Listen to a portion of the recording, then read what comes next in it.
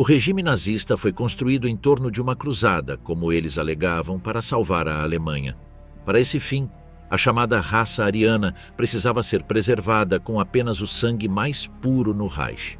Assim como a terrível Inquisição espanhola fez na Idade Moderna, os nazistas se propuseram a exercer um controle rigoroso sobre o comportamento sexual de todos os cidadãos, cruzando todos os limites imagináveis para uma sociedade ocidental na década de 1930. O nazismo era uma religião política com concepções estranhas e contraditórias sobre sexo. Por um lado, eles tinham opiniões liberais sobre sexualidade, mas ao mesmo tempo sustentavam opiniões muito fortes sobre o papel das mulheres no lar. Vamos examinar as visões nazistas sobre casamento, sexo pré-marital e homossexualidade, bem como expor a hipocrisia dos hierarcas nazistas em relação ao sexo. Continue assistindo para descobrir os segredos da vida sexual na Alemanha nazista. Bem-vindos ao The Marshall Memoirs. Da cama para a cozinha. A sexualidade das mulheres na Alemanha dos anos 1930. Para controlar o comportamento sexual de seus cidadãos, os nazistas construíram uma lenda em torno da República de Weimar, representando a total degradação cultural e moral da Alemanha. A República de Weimar, que esteve em vigor entre o fim da Primeira Guerra Mundial e 1933, tentou promover liberdades civis em linha com outras democracias liberais do Ocidente. Graças a isso, as mulheres, nas décadas de 1920 e 1930, experimentaram novas liberdades em suas vidas públicas e privadas. Esse fenômeno já havia começado durante a Grande Guerra, quando muitas mulheres foram trabalhar em fábricas e indústrias enquanto seus maridos estavam lutando na frente de batalha. Durante a República de Weimar, o acesso das mulheres ao trabalho e a certos hábitos sociais, como fumar, frequentar bares ou teatros, tornou-se algo cotidiano. Os nazistas viam essa nova liberdade com horror, pois acreditavam que a libertação das mulheres e o feminismo eram ideologias que não tinham lugar dentro de seu estado étnico ideal. Segundo os nazistas, essas eram ideologias estrangeiras que não tinham nada a ver com os valores tradicionais alemães. Pelo contrário, pertenciam aos bolcheviques e aos judeus e precisavam ser erradicadas. Hitler acreditava que o papel das mulheres na melhoria e expansão da raça ariana seria cumprido em casa. Seus deveres patrióticos eram criar filhos moralmente exemplares, apoiar os maridos e serem boas na cama para gerar ainda mais filhos. Mulheres arianas puras deveriam procriar o mais rápido e o máximo possível para povoar toda a Europa com alemães arianos, criando os soldados do novo e glorioso Terceiro Reich. Os anos antes de Hitler chegar ao poder foram marcados por uma crise econômica e social sem precedentes.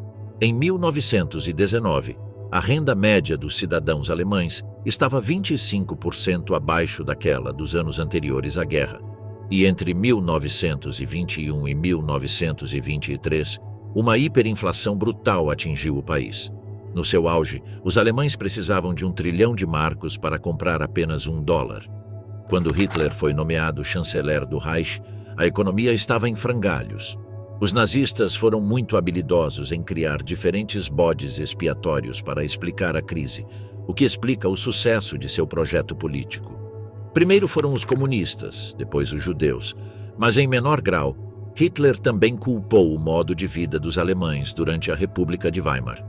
Na visão de Hitler, a República de Weimar era responsável não apenas pela crise econômica, mas por uma grande decadência cultural que durou anos, supostamente manchando a base moral do povo alemão. Segundo os nazistas, por causa dos social-democratas, comunistas e judeus, as mulheres haviam deixado seu lugar natural.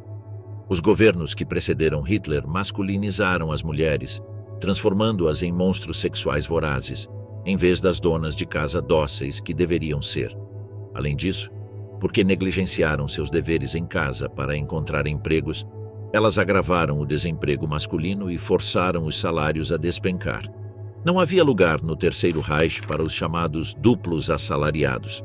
O salário de um homem deveria ser suficiente para sustentar qualquer família. Um aspecto importante do programa político dos nazistas era a necessidade de reeducar as mulheres, inclusive seu comportamento sexual. Isso seria alcançado através de uma combinação de propaganda sancionada pelo Estado, vigilância da vida privada através da Gestapo e a colaboração dos alemães comuns. Um esforço em grande escala para modificar o comportamento de uma sociedade em privado, nunca antes visto na história da humanidade, e era comparável apenas à vigilância privada e ao terror implantado pela Inquisição entre os séculos XV e XVIII. Depravação sexual e leis raciais. Desde a promulgação das leis raciais de Nuremberg, de 1935, os judeus começaram a ser excluídos de todos os aspectos da vida social e econômica na Alemanha. Na verdade, ter relações sexuais com um judeu era um crime pior do que ter filhos fora do casamento ou prostituição. Para reforçar isso, a polícia secreta da Alemanha nazista, a Gestapo, implantou um aparato de vigilância generalizado, mas também contou com a colaboração de organizações oficiais e semi-oficiais, bem como a iniciativa individual dos alemães. Esses civis atuavam como informantes e denunciavam constantemente esse tipo de crime. Médicos, enfermeiros e até padres eram conhecidos por denunciar rotineiramente mulheres que confessavam ter tido relações com um judeu.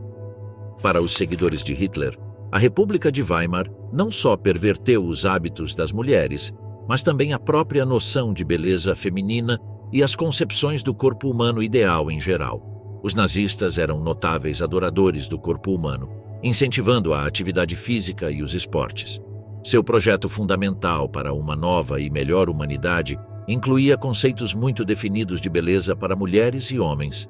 Diretrizes foram estabelecidas para os artistas sobre como as mulheres deveriam ser representadas na arte. Elas não apenas tinham que ser brancas e esbeltas, mas também tinham que ter olhos azuis profundos e cabelo loiro perfeito, na maioria das vezes em um coque.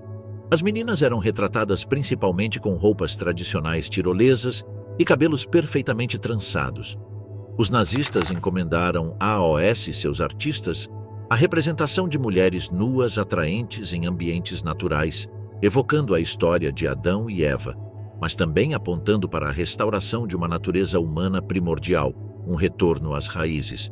Um dos artistas que melhor encapsulou esses princípios foi Ernst Liebermann. Ele começou sua carreira no início do século XX, ilustrando livros infantis dos irmãos Grimm, mas durante a ditadura nazista, fez das mulheres seu principal tema. Ele frequentemente as colocava em poses sugestivas, usando vestidos reveladores ou trajes clássicos gregos. Esses eram usados como uma alusão ao tradicionalismo nazista e suas pretensões de serem descendentes diretos das grandes civilizações do passado.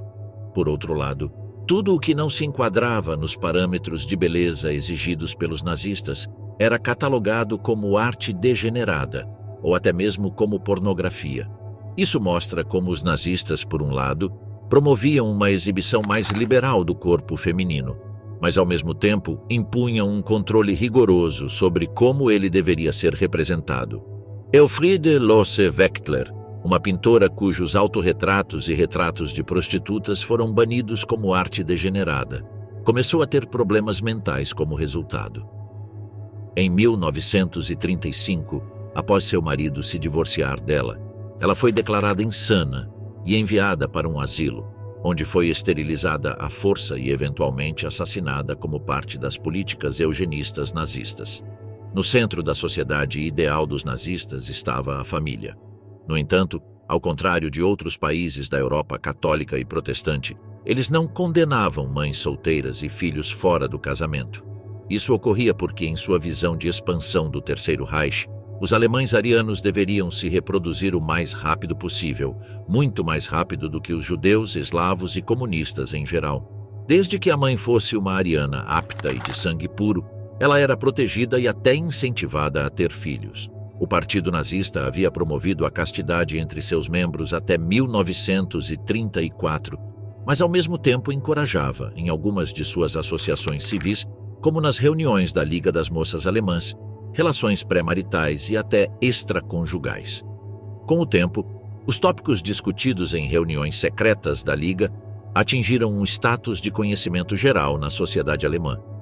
Nessa época, surgiram histórias sobre as agora famosas reuniões entre a Liga das Moças Alemãs e as divisões masculinas da juventude hitlerista. Dizia-se que múltiplos encontros sexuais aconteciam durante essas reuniões e que festas sexuais e orgias eram comuns. Afinal, a juventude hitlerista ensinava a seus membros que os atos sexuais entre um homem e uma mulher alemães eram um serviço direto à pátria. Por causa disso, em meados da década de 1930, os hospitais alemães começaram a receber um grande número de adolescentes grávidas, muitas delas com menos de 15 anos. Eles também recebiam e tratavam adolescentes com doenças sexualmente transmissíveis, pudicos ou promíscuos, casamento e infidelidade na Alemanha nazista. Os nazistas acreditavam que uma de suas missões providenciais era restaurar a família tradicional alemã, destruída por anos de negligência durante a República de Weimar. Em sua visão, a família era a instituição central de onde começaria a reconstrução e expansão da Alemanha. Nesse sentido, Hitler e seus seguidores tinham um padrão duplo. Enquanto promoviam descaradamente a promiscuidade entre as mulheres, também sustentavam fortes opiniões sobre o casamento. O líder da SS e chefe da Gestapo, Heinrich Himmler, afirmou várias vezes que o casamento tradicional era incompatível com a aspiração dos arianos de se reproduzir rapidamente e ganhar vantagem sobre o mundo eslavo. Hitler, como veremos em breve, tinha a mesma opinião. No entanto, essa rejeição ao casamento não se estendia a todos os nazistas. Discursivamente, os nazistas defendiam a monogamia e o ideal ocidental de uma casa com uma esposa, um marido e vários filhos. No entanto, na prática, os nazistas promoviam que os homens, especialmente os hierarcas nazistas, tivessem várias amantes ilegítimas para que pudessem se reproduzir mais facilmente e obter um alívio do estresse no trabalho e em casa. Heinz Linge, um ex-oficial da SS, contou em suas memórias sobre um boato que se espalhou em 1942, de que um oficial do círculo íntimo de Adolf Hitler havia se casado com uma prostituta. Os rumores finalmente chegaram ao Führer, que pediu a anulação do casamento.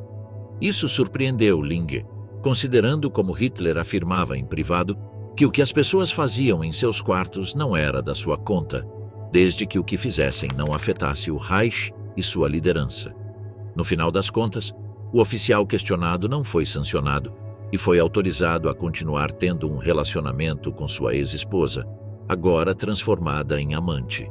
Embora uma pressão maior fosse colocada sobre meninas e mulheres para manter altos padrões morais e permanecerem abstinentes até o casamento e fiéis depois disso, os homens geralmente desfrutavam de mais privilégios sexuais e menos restrições morais quando se tratava de sua sexualidade. O regime nazista não era necessariamente sexualmente repressivo e era definitivamente pró-sexo quando se tratava da reprodução de crianças arianas racialmente puras ou da elite masculina nazista. Em suma, o casamento era importante para o regime nazista apenas no discurso, enquanto na prática não era. Os nazistas acreditavam que a principal função do casamento era conceber filhos. Nem o amor nem a fidelidade entre o casal importavam muito. O melhor casamento seria aquele que fornecesse ao Terceiro Reich o maior número de filhos de raça ariana impecável. É por isso que os nazistas introduziram várias mudanças nas leis de divórcio existentes na Alemanha. Uma dessas mudanças foi a possibilidade de dissolução de casamentos com base na infertilidade ou na recusa de um cônjuge em procriar. Segundo os nazistas, casamentos que não produziam filhos racialmente puros eram inúteis para a comunidade nacional. Se nenhuma criança pudesse ser produzida, seja por circunstância ou por escolha, uma esposa ou marido tinha motivos legítimos para se divorciar de seu parceiro. Uma pessoa poderia até exigir o divórcio de seu parceiro se seus filhos não fossem puros o suficiente para a raça. Alegações de violência sexual brutal no Terceiro Reich. Quer tenha sido um aumento na vigilância interpessoal que levou a uma espiral de denúncias ou um chamado geral dos nazistas por maior atividade sexual, os relatos de crimes sexuais como agressão e outros delitos aumentaram drasticamente na década de 1930. Do início ao fim da década, eles aumentaram 50%. Isso, por sua vez, foi agravado com o desenvolvimento da Segunda Guerra Mundial, devido à frequente separação entre maridos e esposas. Altos funcionários como Himmler ou aqueles na SS mantinham ideologias pró-sexo quando se tratava de reprodução ou de atender às necessidades sexuais dos soldados. Os padrões duplos sexuais mostram que os homens podiam satisfazer suas necessidades sexuais e eram incentivados a fazê-lo, enquanto as mulheres enfrentavam repercussões por infidelidade. As mulheres alemãs que dormiam com prisioneiros de guerra ameaçavam diretamente a pureza do sangue alemão, enquanto seus maridos no exterior frequentavam bordéis, dormiam com adolescentes ou se envolviam em relações sexuais com estrangeiras. Em um caso, um soldado pediu o divórcio em 1941 porque sua esposa teve um caso com um prisioneiro de guerra. O soldado a culpou por comportamento vergonhoso, alegando que ela o havia enganado horrivelmente e o deixado um homem destruído. As mulheres na frente doméstica muitas vezes tinham contato ou conforto sexual limitado porque muitos homens alemães estavam fora lutando. Ter um caso com um prisioneiro de guerra era frequentemente a única opção. A autonomia sexual feminina sob o Terceiro Reich era quase inimaginável para alguns oficiais do partido masculino. No entanto, as mulheres encontraram maneiras de atender às suas necessidades sexuais, incluindo meninas na Liga das Moças Alemãs, como discutido anteriormente. No final das contas, esperava-se que as mulheres permanecessem castas e leais a seus maridos e à pátria, enquanto os soldados desfrutavam de uma gama de liberdades e privilégios sexuais. Os hierarcas nazistas não tinham objeções a ter casos com mulheres casadas, envolvendo-se com elas e até mesmo forçando-se sobre elas. Emanuel Schäfer era um policial comum que subiu nas fileiras da polícia secreta até os círculos mais altos do Terceiro Reich. Uma das chaves para a ascensão notável de Schäfer foi sua disposição para fazer trabalhos sujos. Isso era um ativo altamente recompensado no Terceiro Reich. O paradoxo reside no fato de que Schäfer acabaria sendo vítima de uma confissão também. Em outubro de 1940, Schäfer foi nomeado chefe da filial da Gestapo em Colônia. Ele estava no auge de sua carreira. Foi uma recompensa merecida por tantas operações questionáveis que ele havia feito em nome de Hitler. Enquanto estava em Colônia, Schäfer supervisionou as primeiras deportações de judeus. Schäfer era um homem casado com 3 filhos. Ele havia cumprido sua missão de reproduzir e povoar a Alemanha com arianos. No entanto, Schäfer tinha um lado oculto que mais tarde lhe custaria a vida. Ele havia iniciado um relacionamento adúltero com uma datilógrafa de 24 anos chamada Marianne, que Schäfer levou para trabalhar na Gestapo. Marianne logo se tornou sua secretária pessoal quando Schäfer foi transferido, a pedido de Hitler, de Colônia para Belgrado. A essa altura, ele e Marianne já haviam enviado pelo menos 3.000 judeus à morte. Algum tempo antes, em agosto de 1939, pouco antes do início da guerra, Himmler e Hitler haviam ordenado a Schäfer que realizasse uma das operações secretas mais importantes já feitas por um oficial particular. A missão era liderar uma companhia de soldados de assalto da SA, vestidos com uniformes poloneses, para atacar a emissora de rádio alemã em Gleiwitz, a fim de fingir que a Polônia havia começado a guerra contra a Alemanha. A autoria dessa missão por Schäfer nunca havia sido descoberta, até que o marido de Marianne confessou tudo. Esse homem era um soldado raso que havia lutado na linha de frente enquanto Schäfer e Marianne estavam em Colônia aprofundando seu vínculo. De acordo com seu testemunho no Tribunal de Colônia em 1951, Marianne contou ao marido tudo em 1941, quando ela voltou da frente de batalha. Marianne também disse ao marido que Schäfer a havia forçado a ter relações sexuais com ele enquanto trabalhavam em Colônia. Ela não tinha escolha porque ele era seu chefe e poderia demiti-la. Segundo seu testemunho, ela tinha medo de denunciar Schäfer no tribunal por medo de represálias. Não era fácil acusar o chefe da Gestapo de Colônia de agressão sexual. Após o testemunho de seu ex-marido, Schäfer foi rebaixado e preso. Sua transgressão das regras do casamento saiu pela culatra. O sexo vende. O uso da sexualidade na propaganda e no cinema nazi.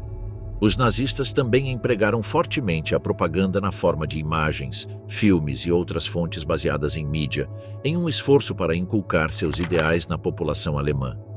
Como outros regimes autoritários ou totalitários, os nazistas entenderam o potencial da propaganda para ter uma influência significativa na vida privada dos cidadãos, incluindo suas vidas sexuais. Em sua campanha de propaganda, os nazistas destacaram suas ideias sobre gênero e sexualidade. Para induzir as mulheres a abraçar a maternidade e a vida doméstica, materiais de propaganda, como cartazes, frequentemente retratavam mulheres como mães, desfrutando das alegrias de criar uma família. As mulheres eram frequentemente retratadas amamentando um bebê ou cercadas por crianças em um ambiente rural tradicional, que representava a fantasia nazista da vida familiar ideal. Os homens, por outro lado, eram principalmente retratados como soldados preparados para ir à guerra pela pátria, enfatizando os valores de heroísmo e abnegação que os nazistas associavam à masculinidade. Para simbolizar a importância da família e da pureza racial, homens com características arianas óbvias também eram incluídos em fotos de famílias alemãs perfeitas, parecendo felizes e saudáveis. Os nazistas também publicaram vários tipos de literatura de propaganda para doutrinar ainda mais a população. Revistas especializadas para mulheres, que informavam o leitor sobre as alegrias da maternidade, davam conselhos sobre casamento e ofereciam dicas sobre como administrar a casa, eram amplamente divulgadas. Essas revistas também incluíam artigos voltados para os homens, com títulos como O Feliz Pai da SS. Os nazistas também distribuíam panfletos, criavam exposições de arte itinerantes e faziam transmissões de rádio e discursos públicos para promover ainda mais sua ideologia sobre gênero e sexualidade. Portanto, era evidente que os nazistas empregavam vários meios diferentes como ferramentas em seus esforços de propaganda. Mas, sem dúvida, um dos instrumentos mais poderosos da propaganda nazista foi o cinema. Era a ferramenta favorita do regime para transmitir seus princípios e valores para toda a sociedade. Em nenhum outro regime totalitário foi exercido um controle tão rigoroso sobre o cinema como nos anos nazistas. Nada escapava ao olhar censurador de Goebbels e companhia.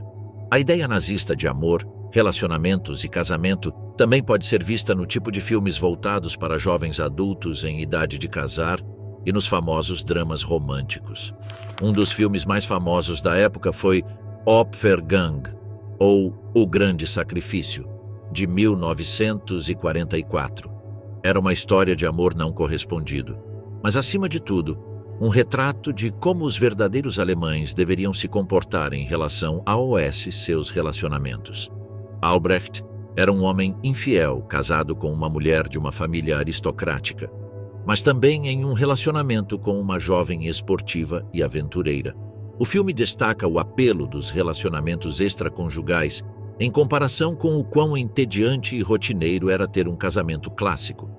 A tensão sexual entre os três protagonistas está presente ao longo do filme, e a representação de Els, o interesse amoroso de Albrecht, representa tudo o que os nazistas defendiam em relação à beleza feminina.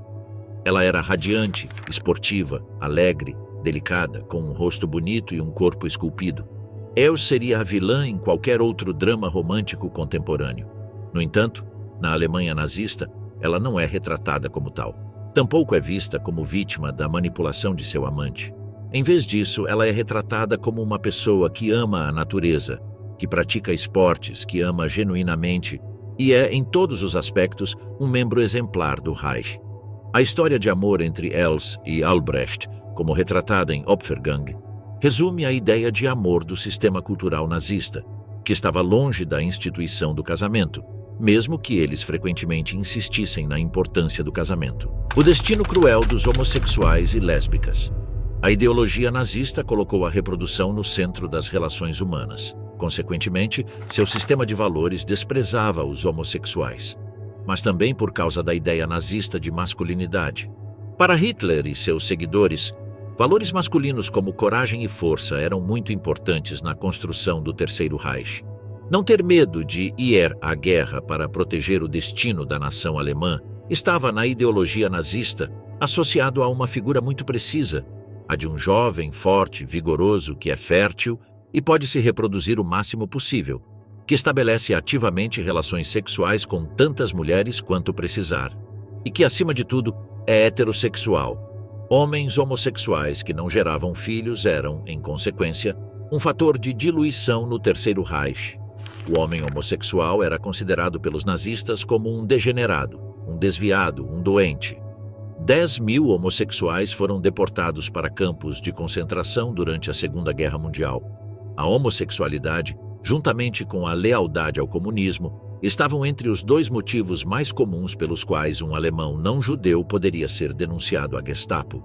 Denúncias permanentes e colaboração civil com a Gestapo mostram como as acusações de homossexualidade aumentaram vertiginosamente durante a década de 1930. Do início do governo de Hitler até 1939, as queixas aumentaram 900%. Carregar o estigma de ser denunciado como homossexual na Alemanha nazista era sinônimo de se tornar um pária social, algo semelhante a ser denunciado como herege na Espanha da Inquisição. Em 1935, o Ministério da Justiça realizou uma revisão e reescrita massiva do Código Penal. A nova redação do parágrafo 175-A impôs especificamente até 10 anos de trabalhos forçados por indecência, cometida sob coerção ou com adolescentes menores de 21 anos, e por prostituição masculina. Além disso, os funcionários do Ministério e as decisões judiciais expandiram a categoria de atividades criminalmente indecentes entre homens para incluir qualquer ato que pudesse ser interpretado como sexual. Isso significava que engajar-se em relações homossexuais equivalia à mesma punição que uma agressão sexual. Não apenas aqueles acusados de homossexualidade perdiam seus empregos, amigos e família quase imediatamente. Eles também corriam o risco de serem enviados para campos de concentração, onde muitas vezes eram brutalmente assassinados e castrados à força. A homossexualidade entre mulheres parece ter sido menos problemática para os nazistas, pelo menos em termos de urgência. Havia outras populações que precisavam ser extirpadas da sociedade alemã primeiro. Os nazistas estavam muito mais preocupados com mulheres que não procriavam como casal do que com o lesbianismo. É por causa da visão profundamente masculina do projeto de expansão nazista que o lesbianismo não importava tanto. Nesses termos, parecia muito mais sério ser um homem e homossexual do que ser uma mulher e lésbica. Afinal, lésbicas podiam muito bem ter filhos. A Áustria, por exemplo, tinha uma lei anti-homossexual que se aplicava às mulheres. Em contraste, a legislação alemã contra a sodomia não se aplicava às mulheres. Mas as leis de regulação sexual na Alemanha nazista eram neutras em termos de gênero e poderiam ser aplicadas contra lésbicas, se fosse o caso. Além disso, a Gestapo poderia prender pessoas mesmo sem a necessidade de uma violação legal. Também poderia implementar a custódia sem recurso ao sistema judicial, e isso poderia levar uma pessoa a ser enviada para um campo de concentração. Algo assim aconteceu com 2 mulheres da Liga das Mulheres Alemãs na Polônia ocupada pelos nazistas. Essas eram 2 mulheres que foram pegas tendo um relacionamento e uma delas foi enviada para um campo de concentração. Embora não houvesse uma campanha aberta contra lésbicas ou mesmo travestis, muitas pessoas na Alemanha nazista foram presas, aterrorizadas e sujeitas a atos horríveis de violência tanto nas ruas quanto pelo Estado por causa de seu gênero ou orientação sexual. Erich Röhm, um caso de hipocrisia sexual nazista. O discurso nazista frequentemente se desviava bastante de suas práticas reais, e suas atitudes em relação aos homossexuais não eram uma exceção. Isso era especialmente verdadeiro para os altos funcionários, que tinham considerável liberdade para fazer muitas das coisas que eram oficialmente condenadas. Por uma vez, eles não corriam tantos riscos de serem presos sob acusações de homossexualidade quanto os cidadãos alemães comuns. O caso mais ressonante a esse respeito é o do chefe da SA, Erich Röhm, uma das figuras mais próximas de Hitler e um ator central nos primeiros anos do nazismo. A SA de Erich Röhm era uma força paramilitar de choque, principalmente responsável por caçar alemães cujo comportamento em público e em sua vida privada não se conformava com a ideologia nazista. Inúmeros trabalhadores e intelectuais acusados de serem comunistas, centenas de judeus de todas as classes sociais e, claro, pessoas acusadas ou suspeitas de serem homossexuais, passaram pelas garras da temível SA de Erich Röhm. A SA deveria ser um exército composto por homens fortes e jovens, incorporando todos os valores de masculinidade que os nazistas queriam enfatizar: vigor, força, coragem, ousadia, virilidade, compromisso com a ideologia nazista e não ter medo de morrer. Mas a SA tinha um lado oculto, e isso é que seu próprio líder, Erich Röhm, era abertamente homossexual. Há muitas fontes confirmando que o próprio Hitler sabia disso e escolheu ignorar ou não achou que valia a pena discutir. Em 1931, um jornal de extrema esquerda revelou que Röhm, o viril líder da feroz SA, praticava a homossexualidade. Essa notícia novamente não fez nada para abalar a relação entre Röhm e Hitler. Além disso, quando Hitler finalmente pôde confirmar a homossexualidade de Röhm, o líder do Terceiro Reich minimizou como uma questão menor. Em 1932, Röhm foi acusado de seduzir um dos homens de Hitler. Ao saber desse episódio, o Führer atribuiu a homossexualidade de Röhm a uma doença passageira que ele havia contraído durante sua estadia nos trópicos, especialmente durante o período em que Röhm estava encarregado de organizar os exércitos bolivianos. Naquela época, Hitler afirmou, quase justificando a homossexualidade do líder da SA, que a vida sexual de Röhm pertencia à esfera privada e não era de interesse público. Foi somente quando a SA cresceu em poder e começou a colidir com a SS e até mesmo com o próprio projeto de poder nazista que Hitler decidiu se livrar de Röhm. Embora Himmler alegasse que a queda de Röhm em desgraça tinha a ver com sua homossexualidade, a realidade era que a força parapolicial de Röhm havia se tornado um jogador incômodo no equilíbrio de poder do Terceiro Reich. A SA mobilizou o alemão comum, o homem heterossexual de meia-idade que queria se envolver na refundação da sociedade e que estava disposto a dar tudo de si. A SA representava, de certa forma, a ala esquerda do nazismo, um setor que, em tempos de burocratização do nazismo, quando o Estado se fundiu com o partido, não podia ser tolerado. As forças parapoliciais precisavam ser eliminadas e a desculpa da homossexualidade de Röhm veio como um ajuste perfeito para Himmler e companhia. É por isso que Himmler ordenou que a SS, juntamente com a Gestapo, a polícia secreta, realizasse uma purga brutal dentro do partido. O banho de sangue que se seguiu entre 30 de junho e 2 de julho de 1934 ficou conhecido como a Noite das Facas Longas. Junto com Röhm, até 150 pessoas podem ter sido mortas e centenas foram presas e torturadas. Os perigos de ser trans no Terceiro Reich. Não há muitas fontes que mencionem pessoas trans no Terceiro Reich. Isso não significa que elas não existissem, apenas que não eram reconhecidas como tal, sendo designadas na maioria das vezes nos documentos oficiais como homens ou mulheres. O caso de Ilse Totzky é esclarecedor nesse sentido. Totzky cometeu o crime, pelo qual foi enviada para um campo de concentração no meio da noite de 28 de fevereiro de 1943, quando escalou uma cerca de arame na fronteira Alemanha-Suíça com Ruth Baczynski, uma professora de jardim de infância judia de 27 anos, que ela havia conhecido através de um amigo em comum no outono anterior. Totzky, que então tinha 30 anos, ajudou Baczynski a fugir da instalação de detenção em Berlim, onde ela estava confinada em preparação para sua iminente deportação. Naquela noite na fronteira, Totzky e Baczynski tiveram azar.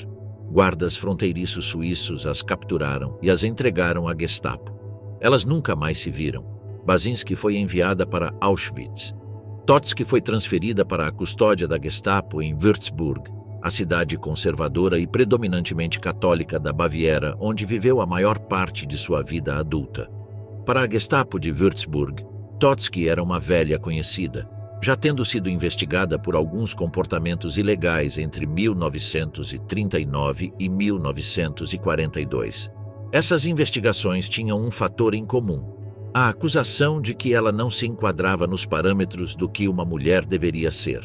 A única evidência sobrevivente a esse respeito é uma série de fotografias do arquivo da Gestapo, mostrando-a usando um terno, jaqueta, gravata e corte de cabelo ao estilo nazista.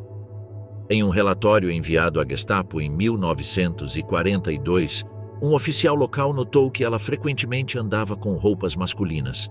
Ela usava calças, algo altamente irregular para as mulheres na época. Do peito para cima, o estilo de Totzky é bastante semelhante ao de Lotte Hamm, uma proeminente ativista lésbica e travesti durante o renascimento político e social de lésbicas, homens gays e travestis na Alemanha da década de 1920. No entanto, não há evidências suficientes para afirmar que Totsky era de fato uma travesti. Se alguma coisa, ela poderia ser confiantemente considerada uma cross-dresser. Em 2 de maio de 1942, uma carta anônima com uma acusação contra Totsky chegou aos escritórios da Gestapo, informando que Totsky mantinha uma amizade muito íntima com uma judia de 15 anos chamada Schwabacher. A senhora Schwabacher, a suposta sogra da jovem de 15 anos, não aprovava suas visitas, de acordo com a carta. Totsky parecia não ter uma orientação normal, uma que ela impunha à jovem mulher impressionável. O acusador, que bem poderia ser a própria senhora Schwabacher, até afirmou que Totsky havia transformado a jovem em uma misógina. Uma investigação sobre este assunto mais irregular foi imediatamente iniciada, mas não pelas razões denunciadas na carta. A carta apontava para a ilegalidade do relacionamento com Schwabacher.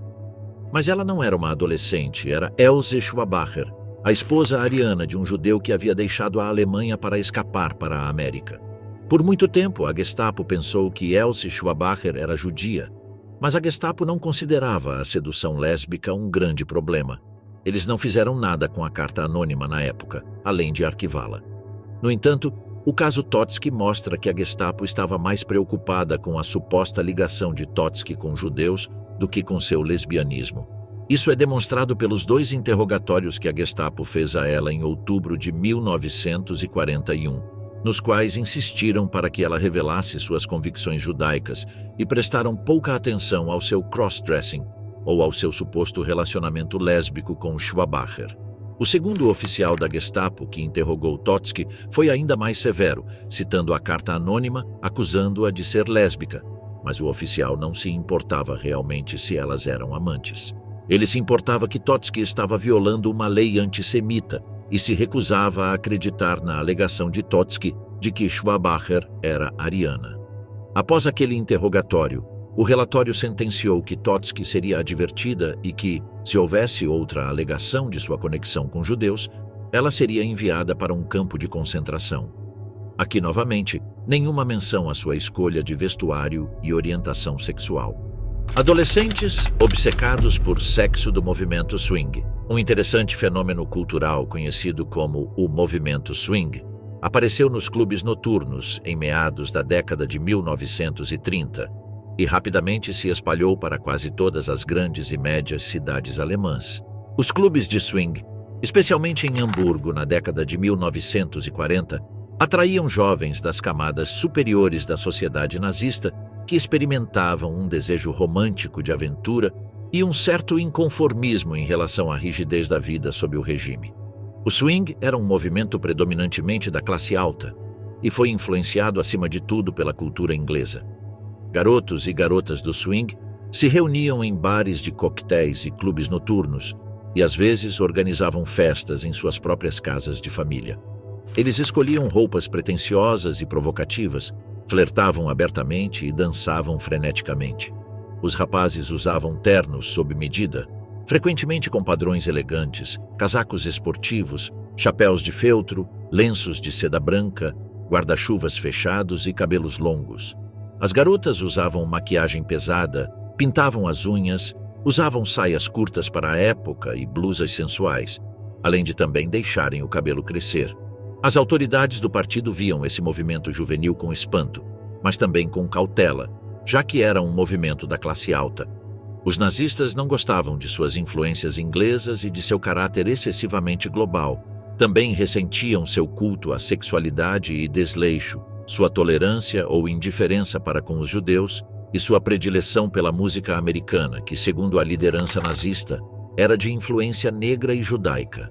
A primeira ordenança proibindo a dança swing foi promulgada na cidade de Düsseldorf em novembro de 1937, quando o bar de coquetéis Bei Tony foi forçado a proibir a dança swing. Outras municipalidades foram encorajadas a tomar medidas semelhantes nos 2 anos seguintes, de modo que, no verão de 1939, a dança swing foi efetivamente proibida na maioria das cidades alemãs. A decisão das municipalidades não foi fácil. considerando que foi uma das poucas vezes em que alemães arianos de origens abastadas ou profissionais foram afetados. Mas as autoridades haviam encarregado a juventude hitlerista e outras organizações nazistas de preparar relatórios sobre o estilo de vida swing. Esses relatórios condenavam os jovens swingers, sobretudo por sua falta de sentimento patriótico e seu inconformismo com o sistema, mas, acima de tudo, relatavam muitos detalhes sobre suas práticas sexuais. Essas práticas eram, para a juventude hitlerista, contrárias ao modo de vida ideal, ou seja, pervertiam o verdadeiro sentimento ariano-alemão e, por isso, era necessário combatê-los. Os relatórios estigmatizavam os jovens do swing por suas preferências sexuais. Os informantes da juventude hitlerista descreveram como os garotos e garotas do swing praticavam poligamia, orgias, sexo com ou entre menores, e o que mais gerava aberração na opinião pública: tolerância e sexo com judeus. Claramente, o estilo de vida swing, em um contexto de guerra contra a Inglaterra e os Estados Unidos, ia contra o sentimento Völkisch proposto pelo nazismo. Apesar de ser um movimento da alta classe e não ser acusado de origem judaica ou comunista, o principal eixo de crítica ao swing era a promiscuidade sexual. Mas, novamente, esta era uma preocupação secundária, sendo a principal que o movimento swing era tolerante com os judeus. A Gestapo, quando se tratava da sexualidade adolescente, estava muito mais preocupada com o envolvimento judaico do que com o fator promiscuidade. A contrapartida ao movimento swing eram os jovens da juventude hitlerista. Para os garotos e garotas do swing, a juventude hitlerista era vista como um grupo de crianças entediantes, obedientes demais às regras, e tentavam evitá-los o máximo possível. Muitos jovens do movimento swing conseguiram evitar entrar nas fileiras da juventude hitlerista graças às suas altas posições sociais. A rejeição deles tinha menos a ver com a ideologia política de extrema-direita, pela qual os garotos e garotas do swing pouco se importavam, e mais com o estilo de vida monótono e rígido. A juventude hitlerista não estava isenta de se envolver em atividades sexuais, como mencionado anteriormente. Mas, como se fosse uma religião política, eles o faziam não tanto por prazer, mas sim por uma missão superior: encher toda a Europa com arianos. Em outras palavras, o sexo para a juventude hitlerista não significava a busca do prazer individual, mas sim o cumprimento do dever. Eles tinham uma visão quase militar da prática sexual. Eva Braun, casada com o mal. Mais do que outros ditadores, a sexualidade de Hitler tem sido frequentemente discutida por historiadores, principalmente porque era um mistério. Stalin, por exemplo, parece ter tido uma vida sexual entediante, enquanto Mussolini tinha uma reputação bastante extensa como sedutor de mulheres. Na verdade, quando Mussolini foi morto e pendurado de cabeça para baixo em uma praça da cidade, ele estava com sua amante e não com sua esposa oficial.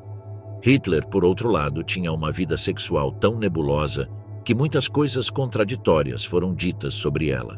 Pouco se sabe sobre sua vida sexual, já que por muito tempo o Führer cultivou tanto uma imagem sedutora calculada para atrair jovens mulheres quanto uma imagem ascética em relação à sua vida privada. Em janeiro de 1937, um jovem chamado Reinhard Spitze, conselheiro pessoal do embaixador alemão em Londres, Joachim von Ribbentrop, acompanhou seu chefe a uma reunião com Hitler. Spitze já era membro da SA e da SS. Para ele, Hitler era tudo. Um herói, uma lenda. Ele adorava e idolatrava Hitler. Spitze ficou imóvel como uma estátua enquanto Hitler e Ribbentrop conversavam por 2 horas. De repente, durante essa conversa, uma jovem com cachos loiros apareceu atrás da porta e repreendeu Hitler. "Venha almoçar com nossos convidados imediatamente, já está na hora", ela exigiu. Spitze ficou pasmo. Ele não podia acreditar que alguém se dirigisse ao Führer daquela maneira. Bruckner, o conhecido assistente de Hitler, pediu a Spitze que mantivesse silêncio sobre tudo o que havia observado, ou sua vida estaria em perigo. Ele explicou simpaticamente que Hitler, embora fosse o Führer de todos os alemães, também tinha direito a uma vida privada. O jovem Reinhard Spitze ficou chocado. Ele sempre havia imaginado Adolf Hitler como uma pessoa além dos desejos mundanos, além das paixões da carne.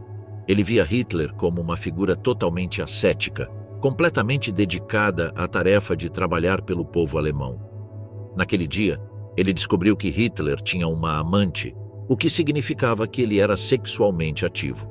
Algum tempo antes, Hitler havia participado de uma reunião da Associação Nacional Socialista de Mulheres em 1936.